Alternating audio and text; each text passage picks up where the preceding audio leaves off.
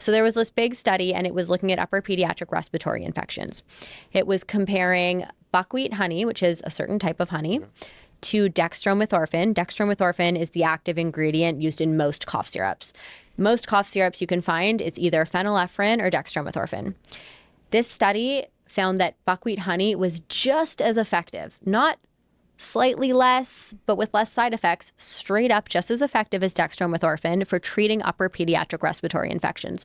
So when I read that, I was like, why would you ever give a kid dextromethorphan when honey does the trick and it's natural and has all these other health benefits?